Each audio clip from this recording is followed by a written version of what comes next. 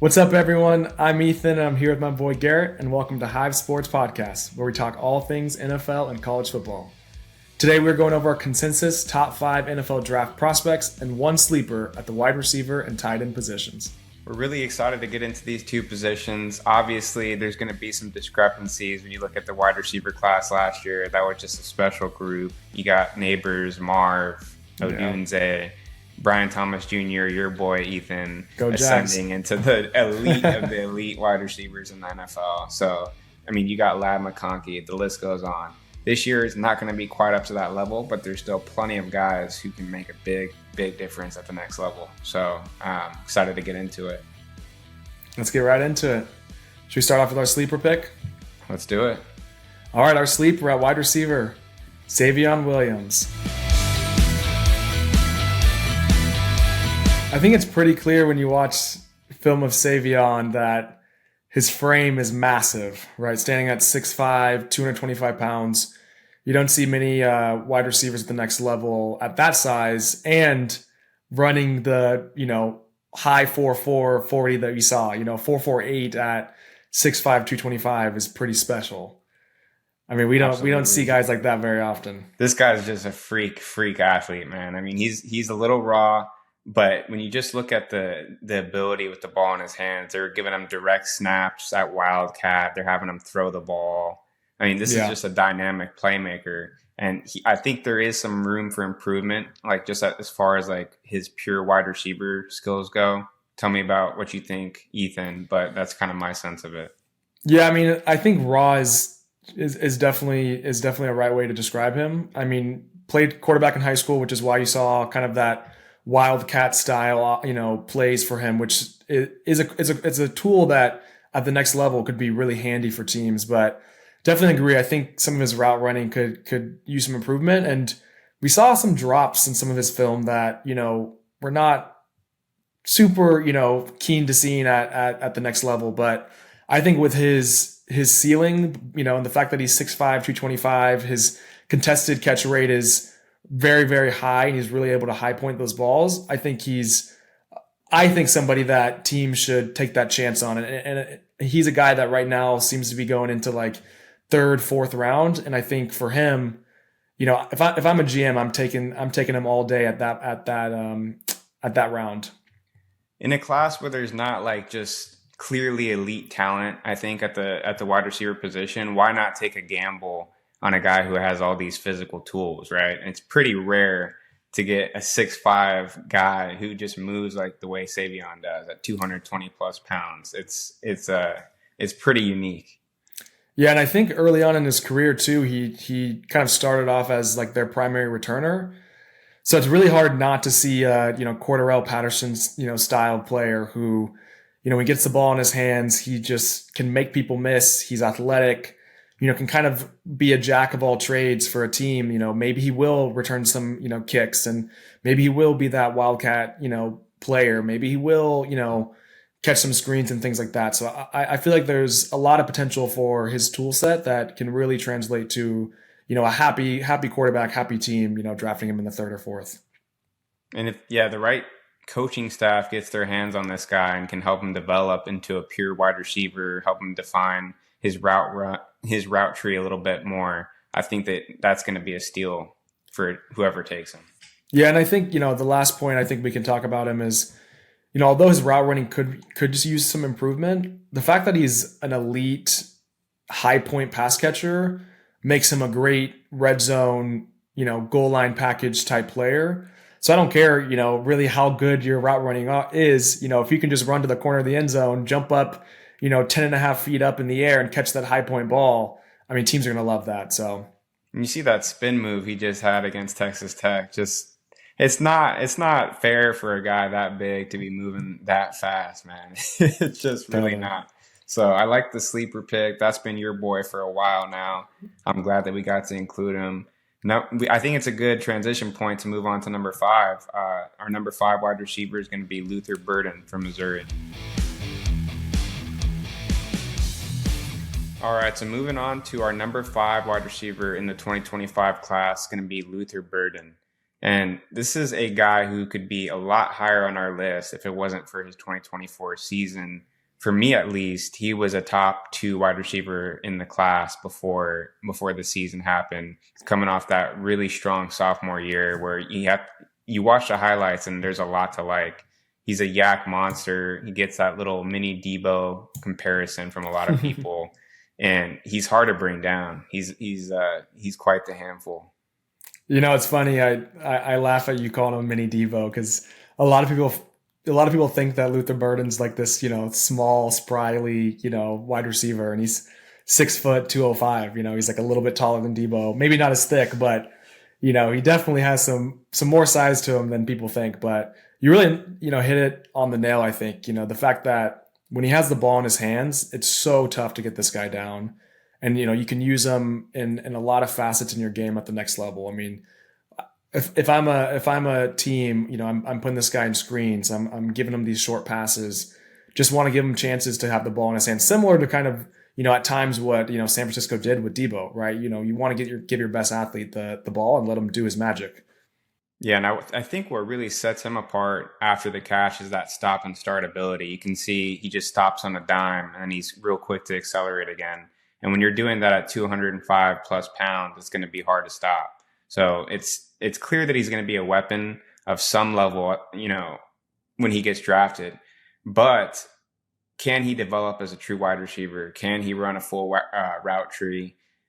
Is he just a gadget player? I think that's kind of the question for his doubters. Yeah, and I know we comp him to Debo, and when I think of Debo, I think of kind of a gadget player. I think of a guy who catches the ball, close to the line of scrimmage. And I think that is one thing that I fear with Luther Burden is he caught primarily a lot of his passes were caught near the line of scrimmage. So, his route tree might be limited as like a true wide receiver one that's lined up as the X or Z receiver. That's a great point. And I think it was something crazy, like 60+% of his catches were like within 5 yards of the line of scrimmage. So yeah. The Mizzou offensive coordinator was not getting very creative with how he was using Luther Burden. And that could have just been, hey, he didn't have the greatest play caller in college. And at the next level, maybe they open up the playbook a little bit. They get him involved in different ways because he's a hell of an athlete. I mean, he runs low 4.4s at 205. So you would think that this is someone you can use down the field, and you see a little bit right there against Texas A&M. He can catch contested passes, and I think he's more of a receiver than people give him credit for. So this is a guy, if he lands in the right spot for me, I think he could rise up my ranks quite a bit. But I want to hear your thoughts on that as well, Ethan. Well, I'm actually going to turn it back on you, G. I'm curious. I know there's some rumors, about some attitude, right, with him, or kind of the mental side of his game. I know it is frustrating to produce quite a bit 2 years ago in 2023 and then have a kind of a down 2024 season. So what do you how do you think that affects him kind of his draft capital going into the draft?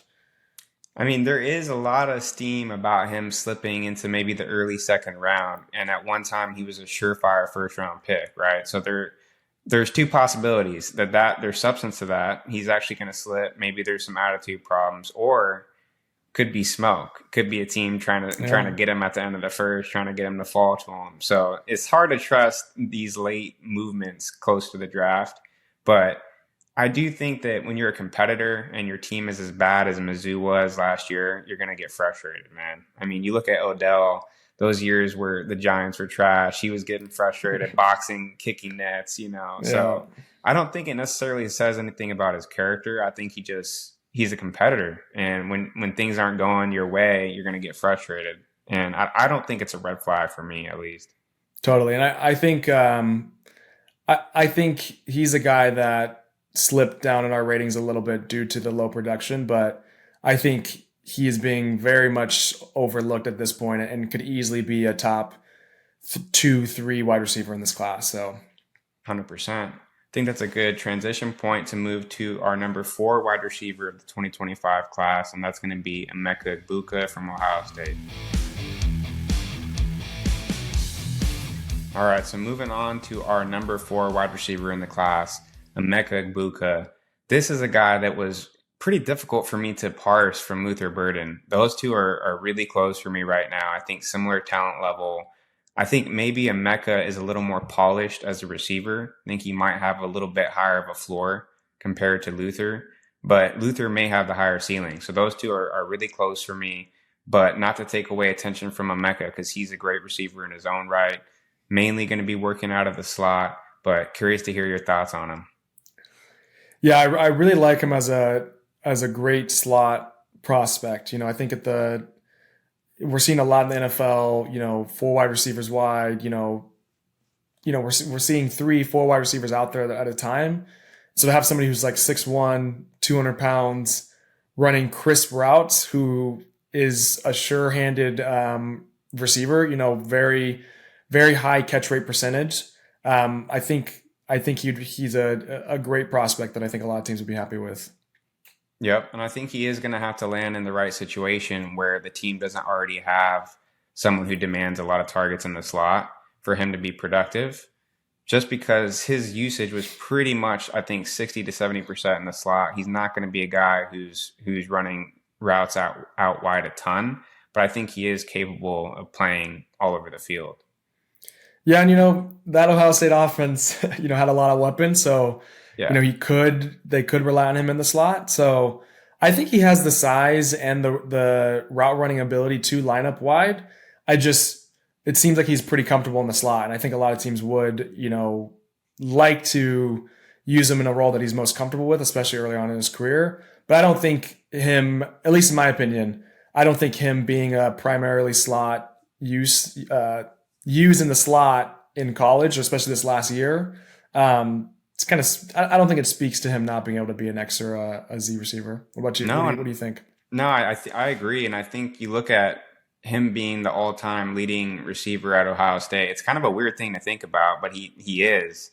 And he didn't play all of his eligibility out either. So that's pretty impressive when you look at the kind of receivers that have come out of Ohio State. Now, I think there's another kid there right now that's probably going to break that in not even, maybe another year. So, in Jeremiah Smith. But Amecha is a great receiver. I don't want to disrespect him, but I think the Victor Cruz comp that we talked about, was pretty interesting. And just as a Giants fan, I think he's a guy who has a lot of resemblance to Victor Cruz. Yeah, I definitely see that too. I think, Ibuka is a guy that there's always been somebody else that people are looking at with his team. Last year was Marvin Harrison Jr. This year was Jeremiah Smith. And I could really see at the next level him kind of really finding himself as a true wide receiver one for teams because he has the talent. You're watching the film and he is a very elite receiver. He's, in our top 5 for a reason. So I'm curious to see how he'll do which at the next level, there's going to be guys that potentially overshadow him. But, Marvin Harrison Jr. and Jeremiah Smith are kind of one in a lifetime talent. So I'm curious to see how he'll do as a, first round draft capital receiver for a team this year. Yeah, it's not like he's not used to having target competition, right? Just being from Ohio State. So I think if he can command targets there, he can command targets wherever he gets drafted in the pros. So I think he's going to be a guy who's making an impact early in his career. And I think he gets drafted late first, early second. But right now it's looking like he has a very good chance of being a first round draft pick here coming up shortly. Yep. And I think he was pretty close for both of us to be that number 3 receiver, which I think is a good transition to Matthew Golden, our number 3 wide receiver from the University of Texas. So I think Matthew Golden's a guy that I was a little bit higher on than you were, at least initially, right? Just because I think, he's a little bit undersized. He's 5'11", 190 pounds, 6 foot, 190 pounds. And a lot of people think about Isaiah Bond too when you're thinking of, Texas wide receivers. But for me, his big play ability is so apparent, right? He ran a 4.29, fastest 40 out of the wide receiver class at the combine. All the biggest games, he was making big plays. I go back to that shootout of Texas versus Arizona State where as much as Arizona State was riding Cam Scadaboo to, in that game, Matthew Golden was making play after play after play. I think he's a guy that is a great route runner and fast twitch, can get up to speed very quickly. And I think he has a lot of tools that will translate well to the next level.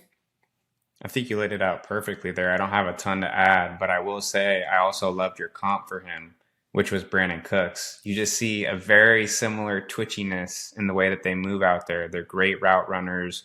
They're deep threats. They can separate with ease, pretty similar size. So that's kind of what I envision for Matthew Golden at the NFL level, especially if he maximizes his skill set. Brandon Cooks has had quite the career. So that's maybe more on the ceiling end of comp for him, but it's pretty realistic, right?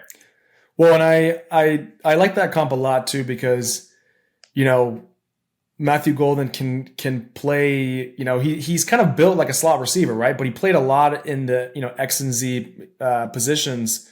And so he can play outside, which is what we see Brandon Cooks doing too. And he's a guy that just is an elite route runner who, had an 85% open target percentage. I mean, he just creates separation. He's a quarterback's best friend when it comes to, not having a ton of contended, pass catching opportunities. I think one thing for me is, as a smaller, fast twitch guy, I would have hoped that in the college, his collegiate time, he would have been using the slot using the screen game, which he wasn't used a ton in the screen game, although I could see him being used a lot at the next level. But you had another fast, twitchy, small receiver that was his counterpart, Isaiah Bond. So that doesn't necessarily really surprise me. I think it allowed Matthew Golden to kind of run freely, be that speed demon, and that deep ball threat that he was. So that doesn't really surprise me much. I think, right, run blocking might be something that he'll need to work on, mainly because of his size. But I mean, there's plenty of, receivers like Tyreek, Brandon Cooks, who have had really great careers and, were a little bit undersized when it comes to blocking. No, there's a lot to like, and I think it's important to just emphasize how big he was for Texas down the stretch. It's a team that made a deep playoff run. Isaiah Bond got hurt for them, so they were lacking weapons a little bit, and Matthew Golden's a guy who stepped up. He was their clear number one target down the stretch. And I think that speaks volumes. I think it really shows his ability to step in and try to develop into a number one target at the NFL level. And I got to admit, as like my last point, kind of going into pre-combine, I don't know if he was a top 3 receiver for me. And the fact that he just really balled out the combine definitely boosted him. And that's just to say that number 3 through 5 for us were all very, very close. So I really hope he doesn't get that, John Ross treatment where a lot of people's eyes get really big because they see a 4.2 40 and think, oh man, this guy's so fast. Let me draft him super early. But I think he produced, a lot more than John Ross did in college and showed us a lot more of a tool set than John Ross did too. So I could definitely see this guy going, in that mid to late first round and being a great, even young wide receiver. I will say, though, man, he's been getting a lot of steam lately. He's been getting a lot of hype, and I've been seeing him go as the first wide receiver off the board in some mock drafts. Obviously not counting Travis Hunter. We can say he's probably the clear number one wide receiver. Some people don't want to classify him as that. Yeah. But not to get too distracted, Golden's getting a ton of hype. I could see him getting drafted in the top 15. It'll be interesting to see where he lands, but Mel Kiper has him as his number one wide receiver right now, I believe. So he's definitely getting a lot of love in the community. Totally. But I still think, and I think both, you and I agree that the number 2 wide receiver is still Tet McMillan from the University of Arizona. Yep. And if it wasn't for Travis Hunter maybe playing a little more wide receiver than we thought at the next level, Tet would probably be our number 1. But we kind of flipped things around because it looks like Travis is going to be utilized in that way. So we have Tet at number 2. Still a great receiver in his own right. I mean, you want to talk about his physicality and, I mean, let's put up his video. My bad. That's good. All right. Our number 2 wide receiver, Tet McMillan from the University of Arizona. I think he's another guy that's pretty clear. nice big body, 6'4", 220. He's a guy that is going to be an elite red zone target, an elite contested ball threat, a guy that you feel confident, throwing that ball up in the air, that he's going to high point it and snag it out of the air. But I think there's some concern from some kind of people I've been reading into that are concerned with his separation, concerned with his speed a little bit. What do you think about that, Garrett? Yeah, I've been hearing some people talk about his release. He struggles a little bit on press coverage at times. I think some scouts are also saying that he just depends on his size and his athleticism a little bit too much. And at the next level, that may cause him some trouble at times. But he is built like Mike Evans almost. He's built like Drake London. So if anyone can bully a DB at the next level, I think it could be him. But there are some imperfections in his game that he should probably develop if he wants to be a true elite number one wide receiver.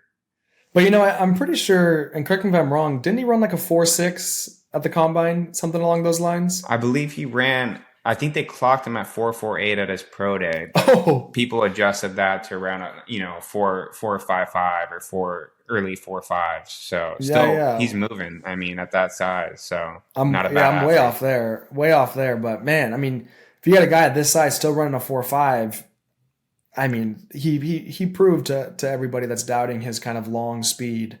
So I mean, that's a number that I think GMs are going to be really excited to see if he's in a 4.5 guy at 220 pounds. I also think too, one thing I really liked about, his college play is he wasn't just an X or a Z receiver. He wasn't just lined up wide. 25% of his snaps were in the slot, which I think, is unique as somebody who's 6'4", 220. The fact that he's able to be versatile and maybe get those matchups against linebackers or safeties. 4.5 is plenty to kind of get those linebackers and safeties in trouble, kind of trying to guard him, one-on-one or in the zone. 100%. And I want to know what you think about this, E, but I really thought he moves like a guy who's a lot smaller than 6'4", 220, with just kind of the way he has some lateral ability. He's juking guys out there. The stop and start's pretty good. So I think he's someone who has good feet for being such a big man. But I'm looking forward to seeing how he's used at the next level. Where does he go in the NFL draft? He was a guy who was being mocked in the top 5. Now he's slipping a little bit to later in the first round. But it's going to be very, very interesting to see where he actually ends up. Yeah, and I think, you had mentioned when we talked about Matthew Golden, it seems to be the popular pick now to, move Tet down the rankings and have Matthew Golden move up. And I think, that's just going to put a chip on his shoulder. I think he thinks that he's the best wide receiver in this class.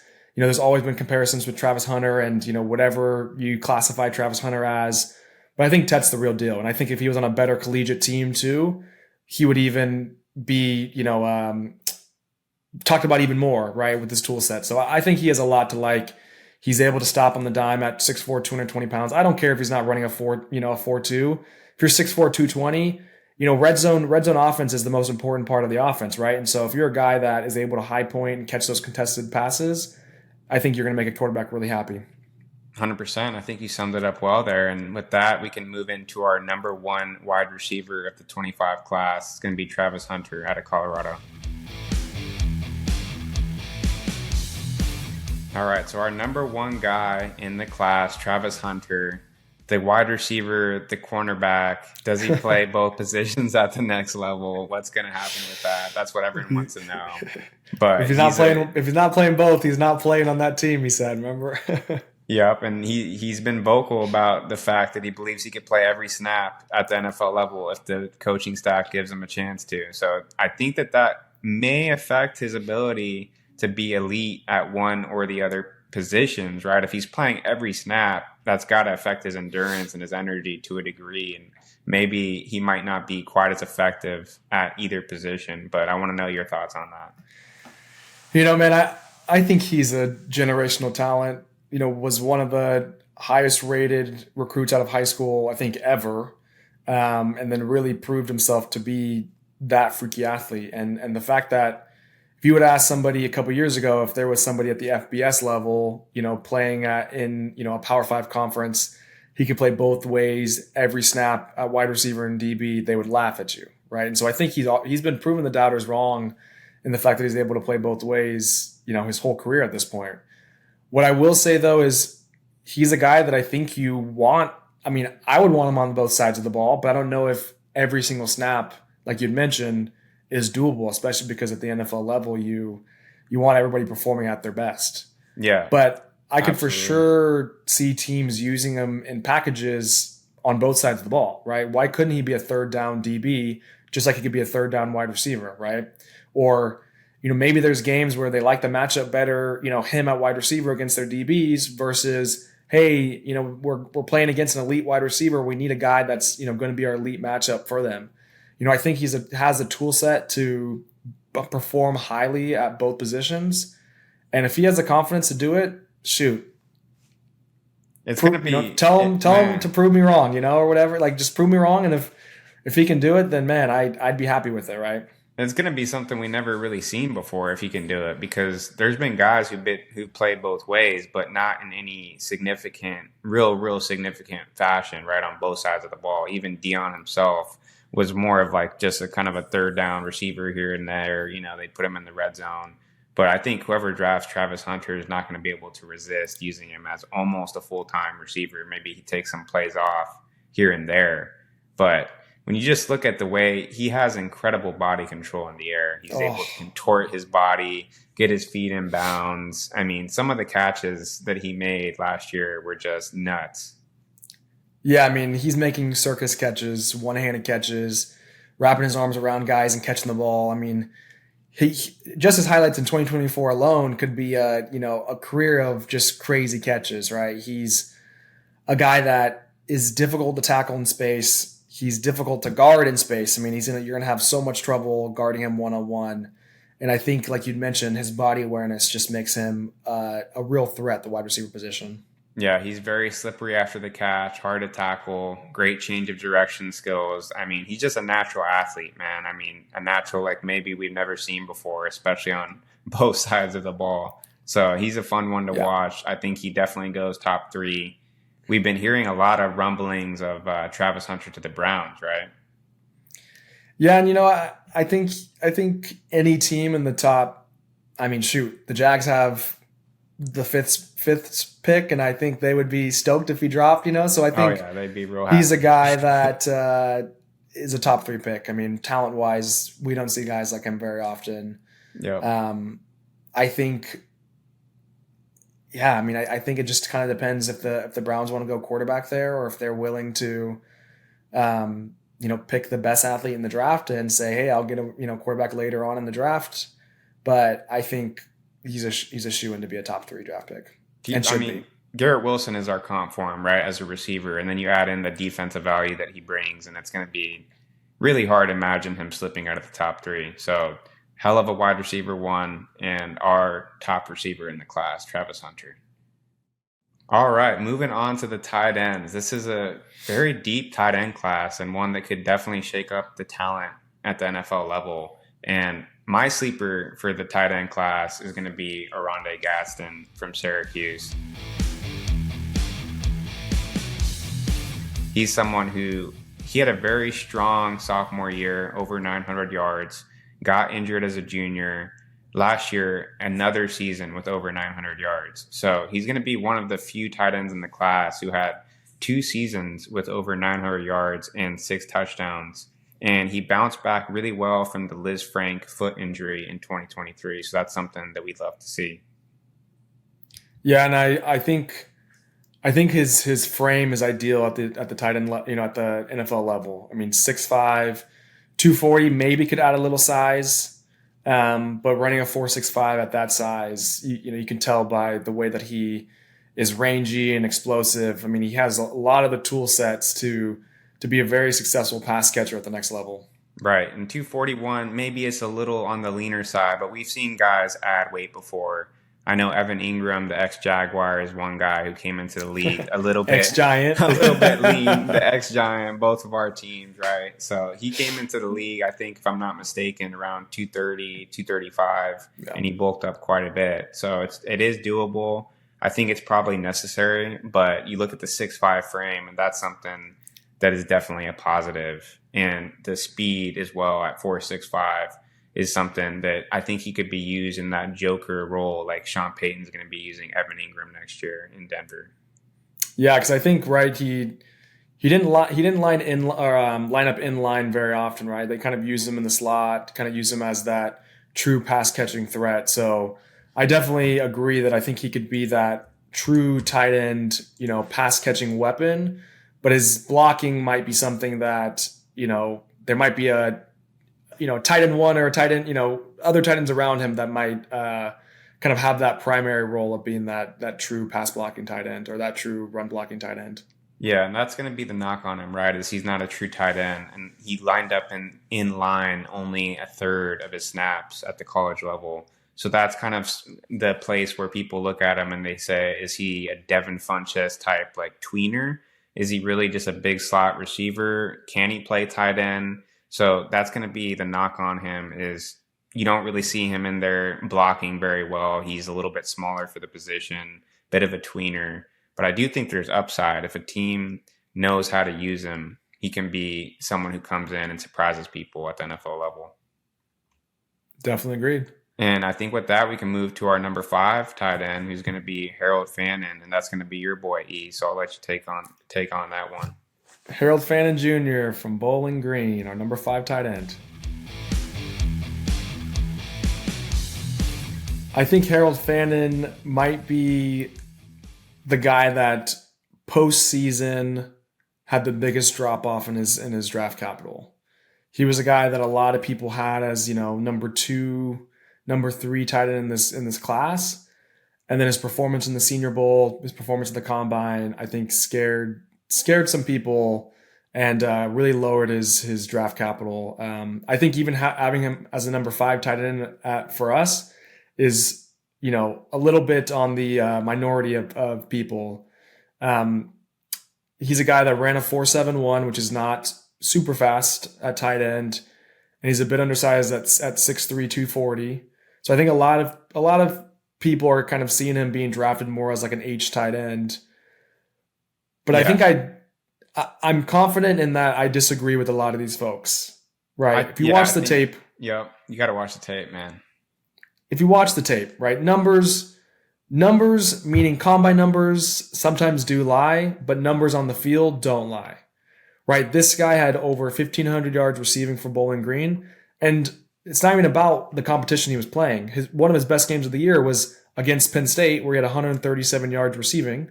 Right? This guy is a guy that you want the ball in his hands. He's able to make people miss. His 4.71 looks a lot faster on the field, right, Garrett? Oh, yeah, absolutely. And I think that's a great segue into our comp, right? Isaiah Likely also ran a 4.7, also kind of underwhelmed at the Combine. Athletic testing wise, he was nothing special, but he was a big time producer in college. And he was someone, when you turn on his tape, there was a lot to like as a receiver after the catch. And you look at what Harold Fannon Jr. did against teams like Texas A&M, teams like Penn State.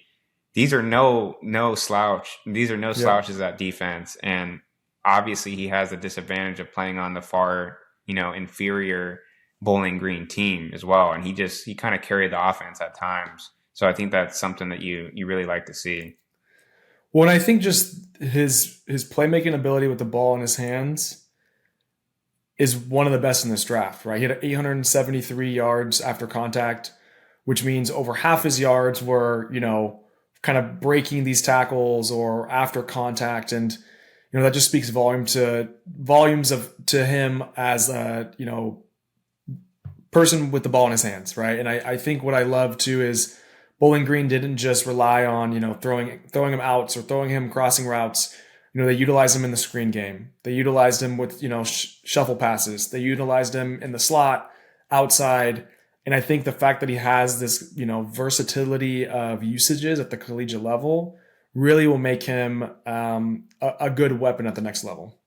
Yep. And I think the main knock on him is probably going to be his size and his athleticism, like we already spoke about. But at 6'3", 240, maybe a guy that people question his size a little bit.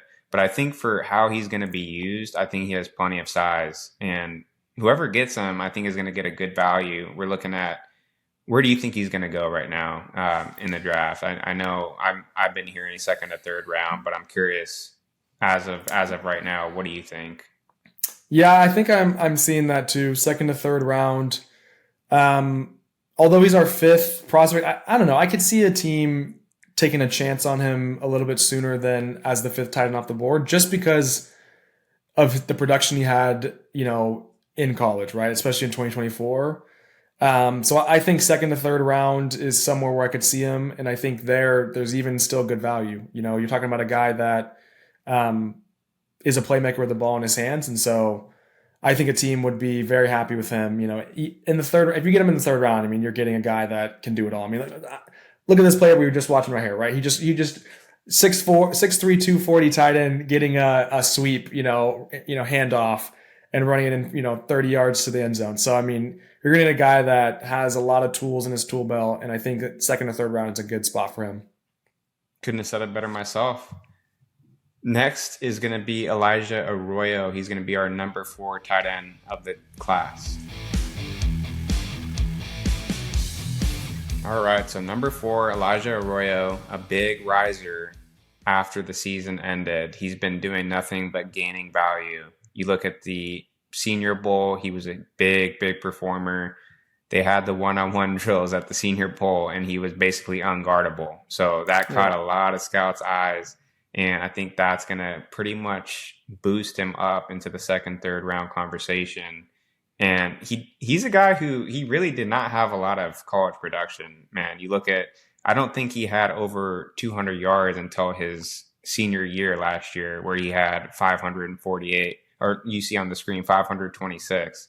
So, I mean, that's not a lot of production, but you see that the skill set is there, the athleticism is there. So I want to know what you think. Production versus skill set and athleticism. How do you value those things at tight end?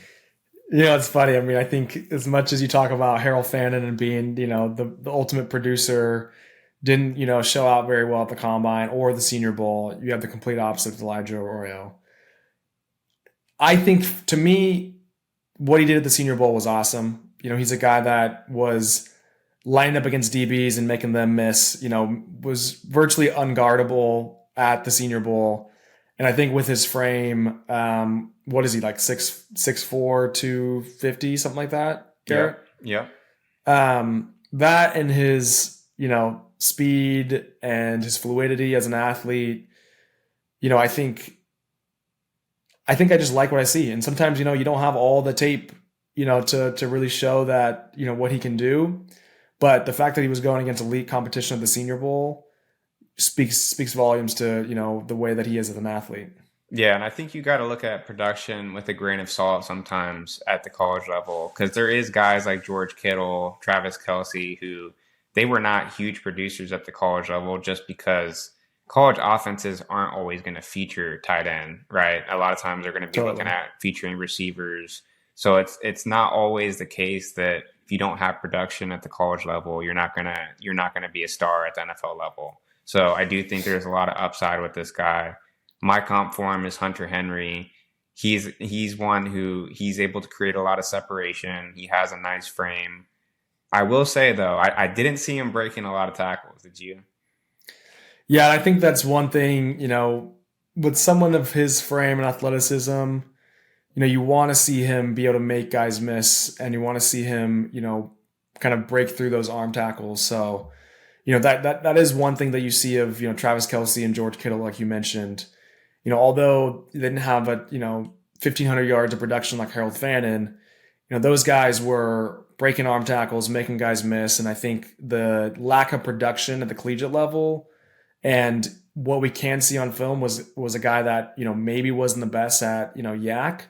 I think that's something that maybe there's a little bit of fear when it comes to, hey, we don't have a ton of film on this guy, and we're kind of basing this off of, the narrow window of Senior Bowl. But I mean, there's a lot to like about this guy. There really is, and he's not going to be a guy who's going to be breaking through a lot of tackles, making a lot happen after the catch. But he is a dude who can get open down the field. He can get open and create separation in the red zone. So he's going to have some kind of utility, and it's kind of going to depend on what team drafts him, to determine what role he's going to have. But I really like his upside. Yeah, and I'd love to see him, early on in his career, maybe behind an elite tight end one. I could see him being very, very strong as a tight. I know we talked about Isaiah Likely, but although they're different playing styles, but I would have loved to see a similar trajectory as Isaiah Likely, right? You have a guy in front of him like Mark Andrews, an elite tight end, who can take a lot of pressure off of a guy like Isaiah Likely, and then really let him shine, kind of as he grows into his role and as he grows into being an NFL tight end. Yep, I think that pretty much sums it up for Elijah Arroyo at number 4. We're going to move on to number 3, Terrence Ferguson. He's your boy at E, right? Oregon tight end. University of Oregon and Terrence Ferguson. So I think Terrence Ferguson's a guy that we have a bit higher than most people. I see him often projected as being like the number 5 through 7 tight end in this class. But I think watching his tape specifically, even before the combine, it's funny. I wrote in my notes that he just looks fast when he plays. He's 6'5", 250, so he has the ideal size, but he looks very fast out there. So I wasn't surprised when he was the fastest tight end at the combine, right? Running a 4.6. He's a guy that is great with the ball in his hands. And I really loved how versatile his usage was. He was using screens, he was given shuffle passes, he was given deep balls, and he really was the guy that Oregon looked to when they needed those big time throws. Yeah, and I think you deserve credit on this one too, because you were on him before the combine, before he had that great combine where his draft stock rose so much.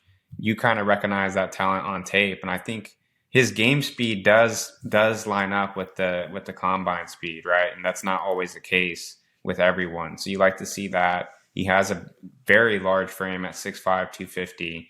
You see that wingspan. He can go up and high point the ball. He's being used in a lot of different ways as a receiver at the tight end position. What I think too, what I really liked is when he gets the ball in his hands, he's hard to bring down on first contact. I mean, he had an insane 9 yards. He averaged 9 yards after contact, right, per reception, which is an insane amount. And just watching his film, it makes sense. I mean, he's tough to tackle in space, is an elite pass catcher, and a guy that I think can really make some problems for some linebackers and some safeties that are trying to cover him. I mean, I think that highlight against Washington State pretty much speaks to what you're saying, right? It had to be around 5 or 6 defenders that just had to bring him down, right? So I think one thing that I think I want to see some improvement on is he wasn't the best graded run blocker, and he did have some drop issues here and there. So I think run blocking is one of those things that I think with some technique, he has the frame to do it. He kind of reminds me of guys like David Njoku and Josh Oliver out of San Jose State. I actually played against Josh Oliver in high school and in college, so I have a lot of experience with him, and reminds me a lot of Terrence Ferguson. Ran a similar 40, big, strong frame, a guy that was kind of a pass catcher first, but still had a big enough frame where he can be an elite run blocker and really do some damage on that run game too if we needed to. Yeah, I think he's got a little bit of development to get to where Josh Oliver is now as a blocker, but who's to say he can't improve that skill set with his frame, right? So 100%. He's definitely a great receiver, and I like the David Njoku comp, just kind of similar athleticism, similar ability after the catch. So I think Terrence Ferguson is definitely a guy that we're higher on than consensus, and you can see why just looking at this tape. 100%. I think he's a guy that if it wasn't for the top 2 tight ends who are very, very elite tight ends, he could easily be a guy that's in contention for that number 1 spot. Yep, and that's a good segue, I think, right, into our number 2 tight end. Yep, Coloulson Lovelin out of University of Michigan. Lovelin's a guy that when watching his film, I was like, there's no way this guy isn't the number 1 tight end in this class. Or like I without getting into Tyler Warren yet and watching his film, I was like, this guy is an elite, right? He is an elite route runner and is, to me, the best route running tight end in the class. He's a guy that just looks really natural in his route running, really natural when it comes to catching the ball, very reliable hands. And what I love to see was his usage on third down, which is funny. There's a clip here, but he was the guy that Michigan looked to a lot on third down, and I think at the next level that'll make him a super valuable weapon. And the defense knew it was coming, right? I mean, this guy was their top receiver the year before when they had JJ, and this year they had almost nothing at quarterback, right? So that was a really ugly passing game, and he still found a way to put up some respectable numbers despite the horrible situation that he had to work with. And he's obviously the focal point of the defense's attention every time they actually throw the ball, which is not that often. 100%. And it's funny, he was the focal point, and I was surprised to see that the amount of contested catches he had this year was a little bit lower than, some of the other more elite tight ends. But that honestly doesn't surprise me because he has the best route running out of this class, right? And so, when you're a great route runner and you're creating separation, you're not going to have a ton of contested catches, right? And so I think, he was a guy that I see a lot of value in the passing game at the next level. Yep, and my comp for him is going to be Owen Daniels, a little bit of a throwback, the old Texan tight end.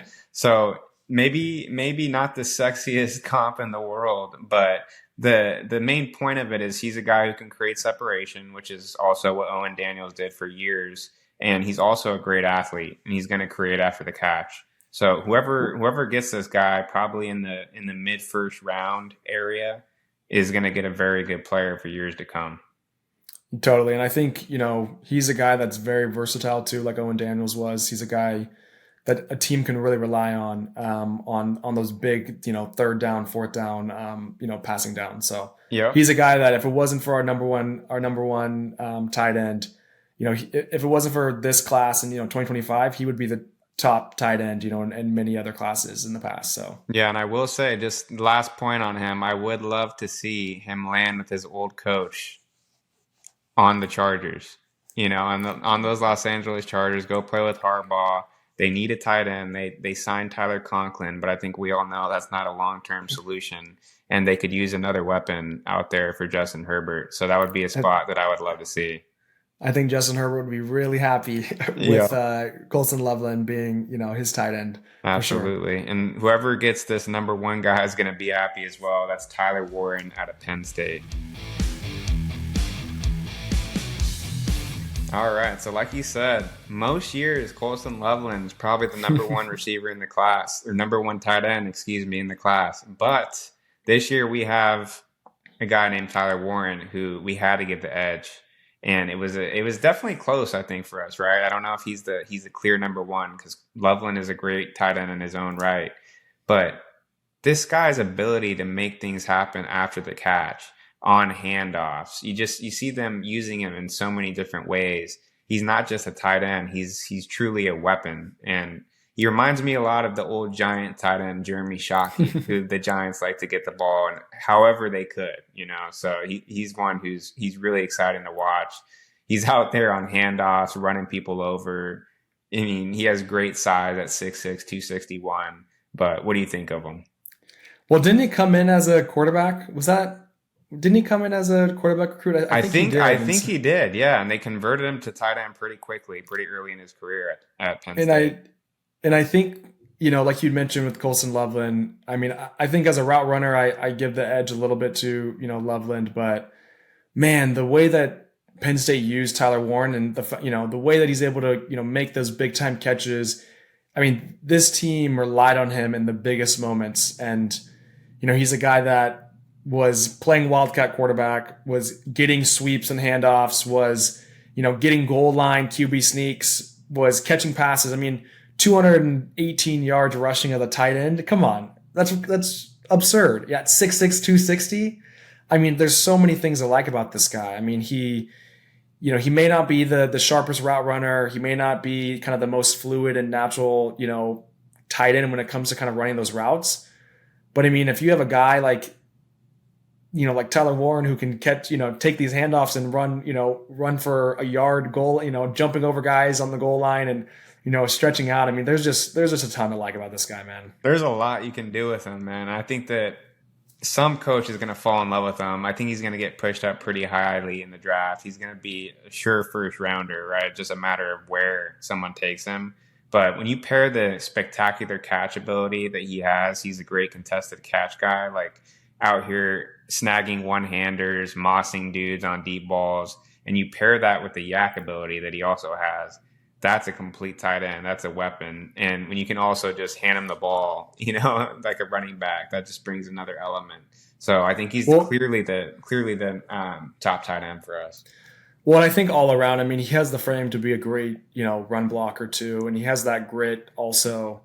So, there's a lot to like about his mentality, the way he finishes runs, the way he fiends for that contact. And so I think at the next level, if you have a guy who can not only block well, can make these circus catches, can line up in the backfield as, a wildcat quarterback or as a running back, can line out wide as a wide receiver. I mean, he had to have played every position on the offense this year besides maybe, center. But I wouldn't be surprised if he was a great center too at 6'6", 260, right? Absolutely. The guy can do it all, man. And I think that's a great way to sum up our top five. He's a great talent. And we really enjoyed bringing you guys today our top five tight ends. We brought you a sleeper as well. And thanks for joining us. Yep, we really appreciate it. If you disagree with any of our top five or our sleeper, feel free to leave a comment down below. We love debating, y'all. Would appreciate a comment, appreciate a like, and so really appreciate it. Stay tuned for some future content. We're gonna go into all things college and NFL, so stay tuned for some more.